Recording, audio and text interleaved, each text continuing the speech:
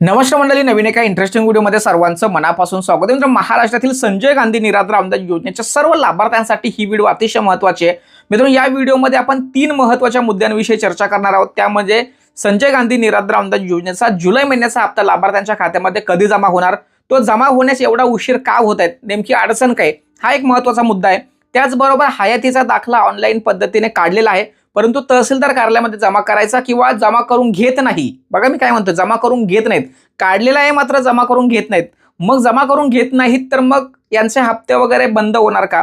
त्यानंतर ज्या लाभार्थ्यांचा हयातीचा दाखलाच काढलेला नाहीये, काढता येत नाही किंवा त्यांना काढण्यास उशीर होत आहे किंवा त्यांना शक्य नाही किंवा हा विषय हयाती दाखला ऑनलाईन पद्धतीने काढण्यात यावा असा जो काही मेसेज राज्य सरकारने 7 मे 2026 रोजी जनतेला दिलाय किंवा नागरिकांना दिलाय, पण तो मेसेज किंवा ती माहिती त्यांच्यापर्यंत पोहोचले नसल्याने त्यांनी जर 30 तारखेपर्यंत हा हयातीचा दाखला काढला नाही तर मग त्यांचे पैसे येणं बंद होणार का, याविषयी संपूर्ण सविस्तर माहिती आपण या व्हिडिओच्या माध्यमातून जाणून घेणार आहोत.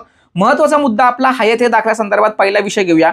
हयातीचा दाखला ज्यांनी ऑनलाईन पद्धतीने काढलेला आहे आणि ज्यांचा रजिस्ट्रेशन झालेला आहे, त्यांचा जे स्क्रीनशॉट मोबाईलमध्ये आपण जनरेट करताना आलेला असेल, तर तो स्क्रीनशॉट किंवा जेव्हा काढतो त्यावेळेस त्याचा स्क्रीनशॉट काढलेला नाहीये किंवा मोबाईलमध्ये मेसेज आलेला नाहीये, पण जेव्हा परत काढायला जातो त्यावेळेस ऑलरेडी एक्झिट दाखवतो, म्हणजे तुम्ही अगोदर काढलेला आहे.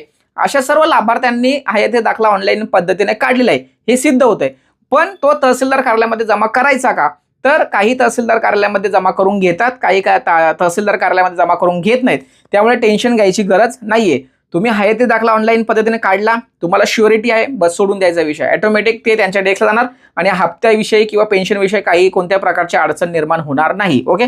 त्यानंतर पुढचा विषय, ज्या लाभार्थ्यांचा हयाती दाखला ऑनलाईन पद्धतीने वेळेत काढला जात नाही किंवा काढून म्हणजे त्यांना फेस प्रॉब्लेम आहे किंवा जे काही अडचणी आहेत त्या अडचणीमुळे त्यांना काढता येत नाही किंवा त्यांच्यापर्यंत ती माहिती पोहोचलेली नसेल, तर अशा लाभार्थ्यांनी काळजी करायचं कारण नाहीये. जी काही 30 तारीख अनेक सोशल मीडियाच्या माध्यमातून तुमच्या समोर येते की 30 तारखेपर्यंत जर हयाती दाखला काढला नाही तर तुमचे पैसे बंद होतील, असा कुठलाही शासन निर्णय किंवा परिपत्रक या ठिकाणी जाहीर केलेलं नाहीये. 7 मे 2026 जो शासन निर्णय त्यामध्ये एवढंच सांगितलंय की हयाती दाखला ऑनलाईन पद्धतीने सर्वांनी काढून घ्यायचा. आणि फक्त एक वेबसाईट अशी आहे, जालनाची वाटते वेबसाईट आहे, मी स्क्रीनवरती ती वेबसाईट सुद्धा दाखवतोय.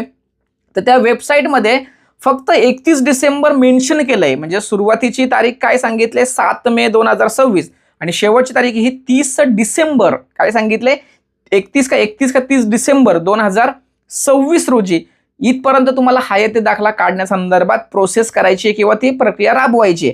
अशा पद्धतीचा त्या एक वेबसाईटवरती फक्त कलेक्टर ऑफिसची जी वेबसाईट आहे त्यावरती अशा पद्धतीचा मेन्शन त्या ठिकाणी केलेला आहे. बाकी कुठेही या 30 जुलैचा कुठेच उल्लेख नाहीये. जर समजा तुमच्याकडे जर त्या संदर्भात काही अधिकृत परिपत्रक असेल तर कृपा करून मला द्या, मी नक्कीच संपूर्ण महाराष्ट्रामध्ये आपण तो पाठवू, म्हणजे जेणेकरून तो 30 तारखेचा खरा जो डेडलाईन त्याने दिलेली आहे ती खरी आहे का.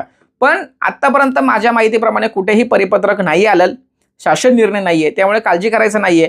तुमच्या हयातीचा दाखला न काढल्यामुळे तुमचे पैसे थांबणार हा विषय नाहीये, लक्षात ठेवा. कारण हे करायचं कामच त्या तहसीलदार कार्यालयाचं आहे, काढण्याची जबाबदारी त्यांची आहे, आपली तर आहेच पण त्यांची पहिल्यांदा आहे, प्रायोरिटी नाही. त्यामुळे काळजी करायचं कारण नाहीये. लास्ट दिवस किंवा लास्ट शेवटची तारीख नाहीये, पण एक लवकरात लवकर काढून घ्या. तुमच्या मित्रपरिवारांना ज्यांना माहिती नसेल त्यांना माहिती द्या, असं माझं या ठिकाणी तुम्हाला सांगणे. त्यानंतर शेवटचा मुद्दा आपला राहिला तो पेन्शन कधी जमा होणार, जुलै महिन्याची पेन्शन कधी जमा होणार. तर संबंधित विभागाशी मी आज बोललो असता, सर काय प्रॉब्लेम काय आहे, लोकांची मागणी जास्त आहे. मग एकदा काय तुम्हाला फोन येणं सुरू झालं का मग तुम्ही हैराण होताल का बाबा खूप फोन येतात.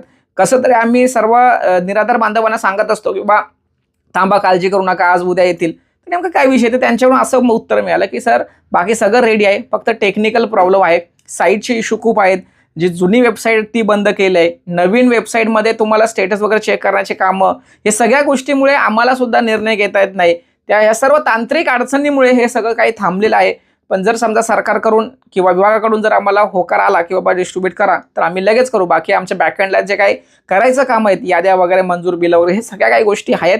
फक्त तांत्रिक अडचण असल्या कारणाने काही लाभार्थ्यांना पैसे जातील, काही लाभार्थ्यांना जाणार नाही, ह्या गोष्टी घडू नये यासाठी आम्ही थांबलोय, बाकी कोणत्याही प्रकारची अडचण नाही. अशा पद्धतीची माहिती समोर आलेली आहे, बरोबर आहे. आता यामध्ये काय ते लपवतात का काय काय माहीत नाही, पण त्यांच्याकडून जी माहिती आली ती तुमच्या समोर ठेवायचा प्रयत्न केलाय. लवकरात लवकर लाभार्थ्यांचे पैसे मिळाले पाहिजे अशा पद्धतीची एक अपेक्षा आहे.